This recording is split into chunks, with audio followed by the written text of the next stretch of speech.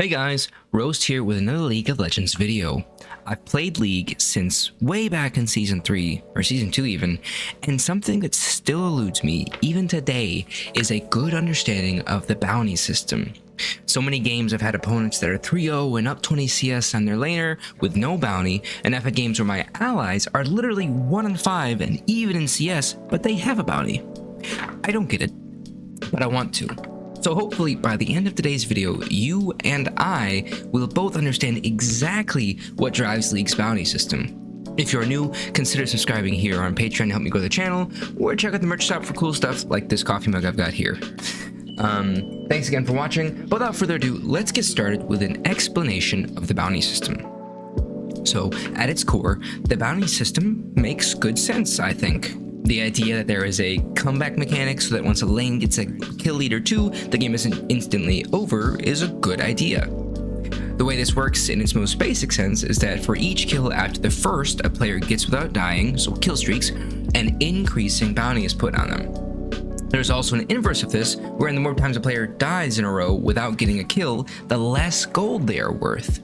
These mechanics combined help slow down the snowballing nature of games, and are exploited by people like the Bounties FFS with his Inting Scion build, and by following what he calls Bounties Law, where you die for turret plates and then cash in on the bounty later.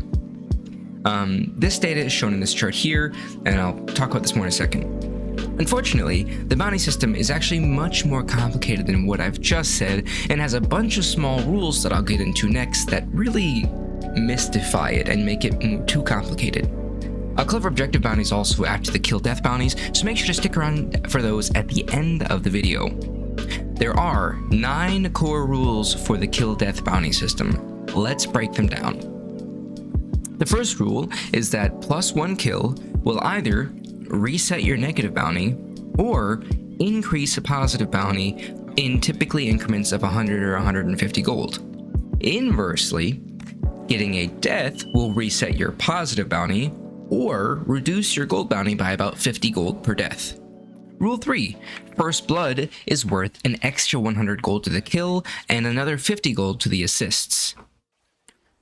4. You can also get a bounty through CS, but not plates. Bounties Law striking us here.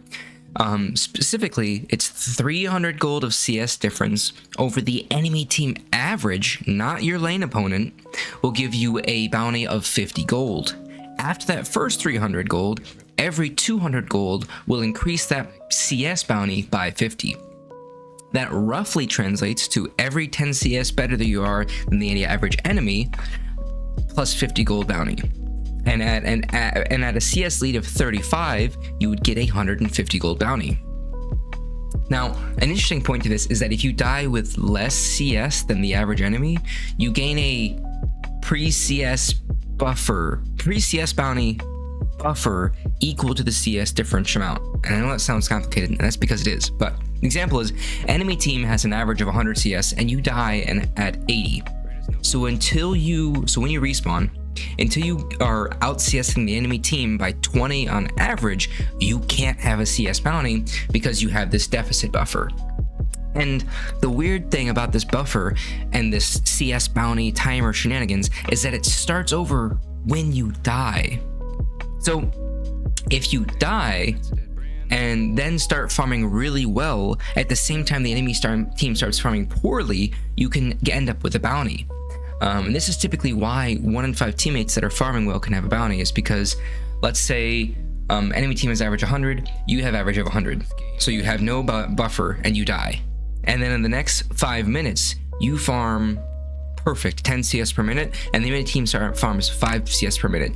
You're going to end up with a bounty because you farmed like 500 gold extra, and League's going to say, hey, give 150 that back next time you die. And it's like, why, Riot? Why? Anyways, rule 4 is a lot, I'm sorry. Rule 5, all bounties are reduced by between 20 and 80%, starting when your team is down 3% up to 24% gold. And that's in these 2 charts I've got on screen. They are different scaling, so 3% to 8% down is 20 to 40% reduction in bounty, and then 40 to 80 is from 8% to 24% down. So if your team is down, the other team's bounties on your team are reduced. Sorry to make that clearer. Assist bounties, you may have noticed early game, you don't get a lot of gold for getting an assist. And the first reason is that's split between a lot of people, but the second reason is assist gold is actually reduced early on to help kind of balance out level 1 fiestas. They are 50% at up to 90 seconds into the game, so a minute 30, and at 3:30 they're at full gold value. And the goal of this is just to prevent the game from ending at 1 minute in because a 5-0 invade happened or something crazy. Rule 7. Bounties on Summoner's Rift cannot increase mid-combat and will only increment at the end of combat. And this potentially means going towards the next death bounty if the player dies while still in combat. Something else you may have seen is Rule 8, where bounties can go over 1,000 gold if a player has 8 kills in a row. But only 1,000 gold can go to one person at a time, so someone will die with 1,000 gold bounty, and if they have a sufficient bounty left over, it will just go on to their next death. And then lastly, and this is something that kind of tricks us a lot of times when we look into the scoreboard, is bounties don't show unless they go over 150 gold. So there can be kind of invisible bounties from the CS rule and team advantages and disadvantages. That's all I got for the kill death bounties, but now let's talk about objective bounties. Now, the first thing I have to say is the information on these is not nearly as concise or clear as it is for the kill death bounties, but we can boil it down to objective bounties will only start after 14 minutes. These bounties will spawn on epic monsters and turrets. And on epic monsters, it'll be 500 to 800 gold depending on how far a team is behind, and on turrets it'll be between 250 and 640 gold depending on how far the team is behind. But notably, it doesn't just take into account the gold the team is behind, it considers the XP as well. I couldn't find any hard numbers for how much XP or gold you had to be behind to trigger these, but I'm sure you guys have an idea of what it's like. These bounties fall off 60 seconds after a team catches up sufficiently, so they cross that threshold for the bounty. And then you can take a bounty, you can take up to one more bounty once it drops off. So you'll get the warning message, objective bounties are disappearing soon. Within the next 60 seconds, if you take an objective bounty, it actually cuts them off immediately. You can only get one more once that warning plays. But if you got one, and that triggers the warning to play, then you can get one more before it falls off completely. Now, that's all I've got on bounties for today, but make sure to subscribe because for my next video, I want to explain the EXP system and catch-up XP in League of Legends, because that one has me just as confused as bounties did, and it can be really frustrating when I'm up 50 CS and on the same level as the enemy jungler, you know? I hope you guys enjoyed. Thank you again for watching. Thanks to my patrons, and until next time, keep it beefy, boys. Hello there.